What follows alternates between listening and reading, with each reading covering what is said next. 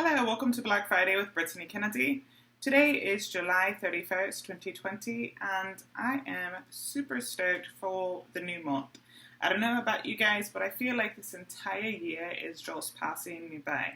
And maybe some of you guys don't feel like that because COVID-19 has had us locked inside. At least it's had me locked inside for the majority of this year.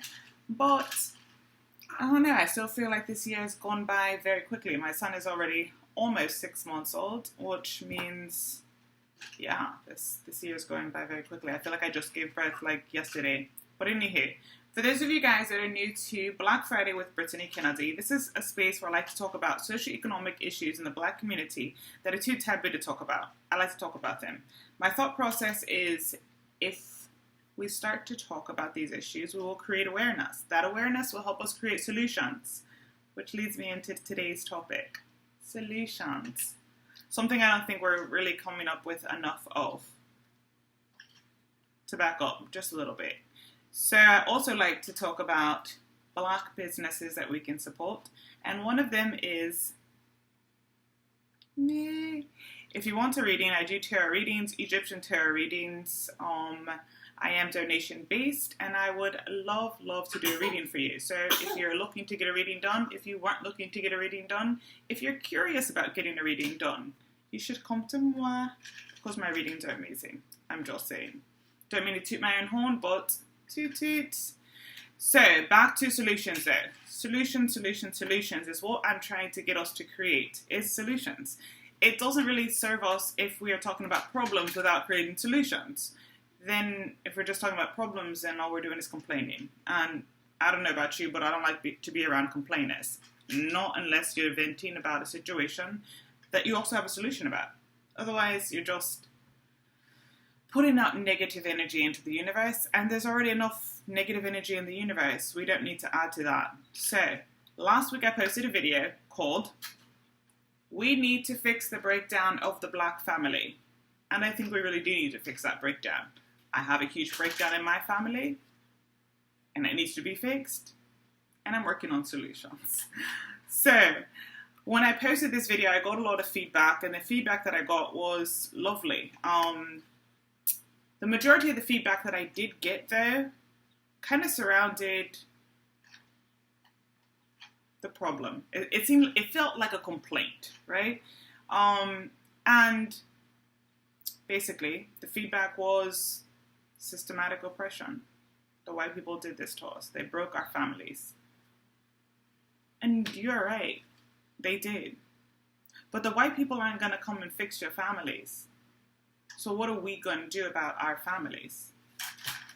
And I'm finding that I have a problem with this issue, right?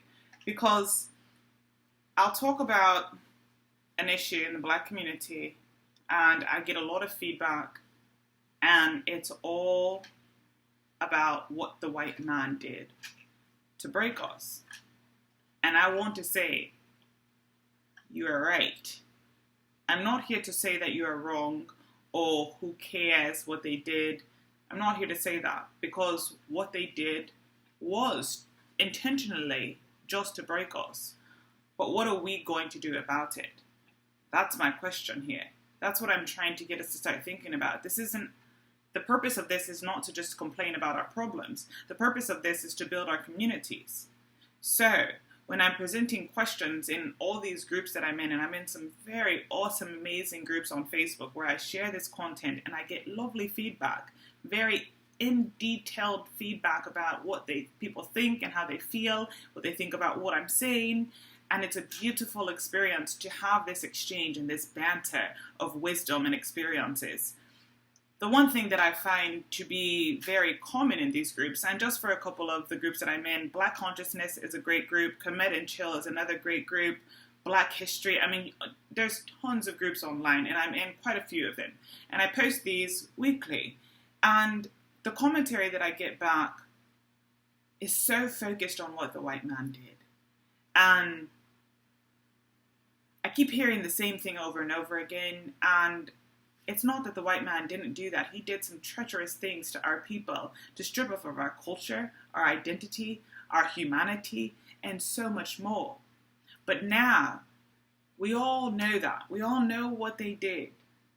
You can just Google it if you don't know. If you're black and you don't know what the white man did to break you down, then you are Candace Owens. That's my best analogy. But anyhow, and not really Candace Owens, because she does talk about some issues that are very real. I just don't support the fact that she supports Trump and she's a Republican now and whatever.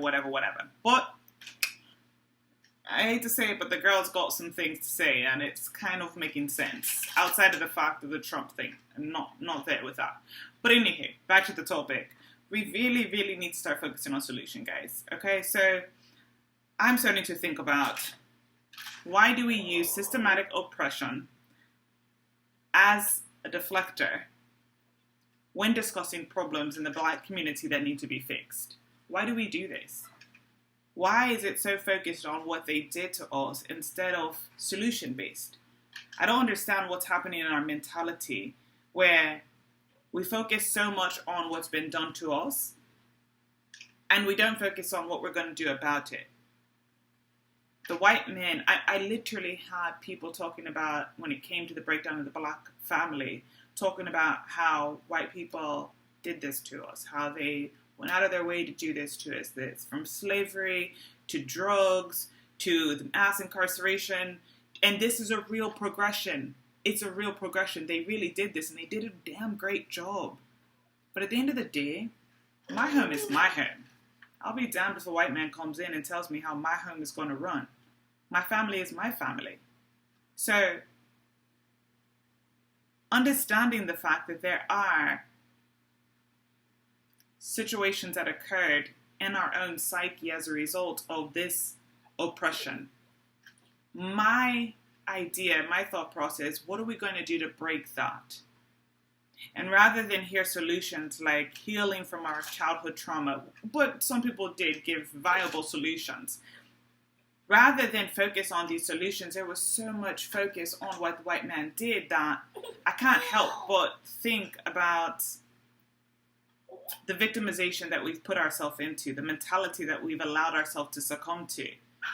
If we stay a victim, then we are never creating solutions. We are never outside of their oppression. We are never above what they are doing to us if we don't allow ourselves to create solutions that allows us to rise above that.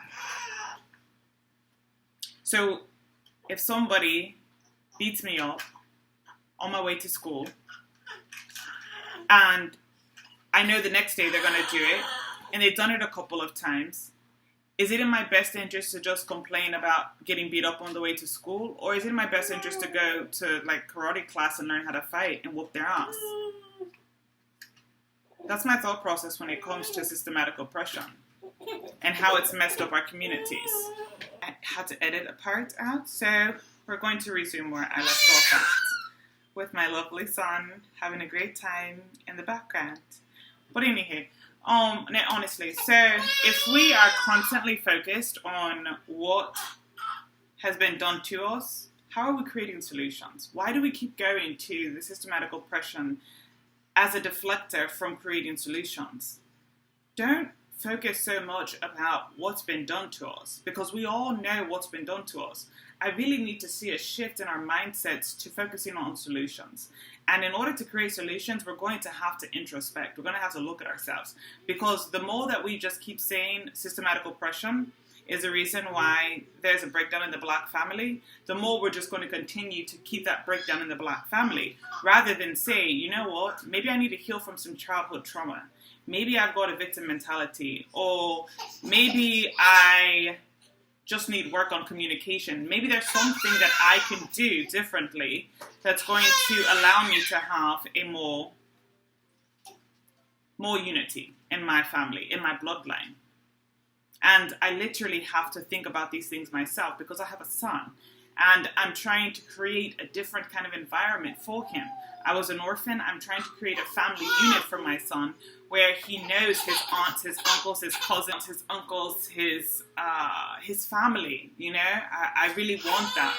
And yet I'm finding it very challenging to create that with people who don't understand unity and don't know how to create unity. It's very problematic in my life.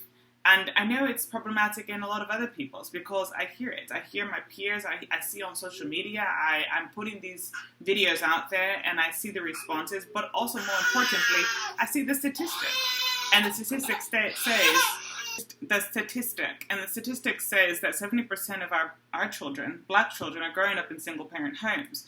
And that shows there's a problem, and that shows that there's a breakdown in the black family. And so I'm trying to get us to start thinking about how we can unify ourselves and within our own families. I don't understand how you're going to unify with your neighbors and your people outside of your own household if you do not know how to unify with your own family members, your own family, your own blood. That's crazy to me, that we are so willing and open to break relationships off and not try to repair them, not try to look at what we've done, how we've damaged that relationship, and just decide to walk away. Like, I think a lot of times we have so many different hurts that we put those hurts upon others. Rather than heal ourselves, we put the ownership on other people and fail to have healthy relationships. And I think I need to get into some videos regarding mental health awareness and healing from our own traumas and our own issues, because if we don't ever heal from those, we are never going to be able to have healthy relationships with other people. It's just not going to happen. And in doing so, we end up passing on that hurt, right? You know, you've got a mother who hasn't healed. She passes that on to her child, who passes it on to their child. And with each generation, I think we kind of try to get better than the former. But can you imagine how much further our future generations could go if we decided that we were going to do what we needed to do within our own spirit in order to pay that way and make it easier for them? That's just my thought there. Tell me what you guys think. Share it in the comments, share this video, like it, subscribe to this channel. I would love to hear your thoughts. Thank you so much for joining, and I hope to see you next week. Ciao.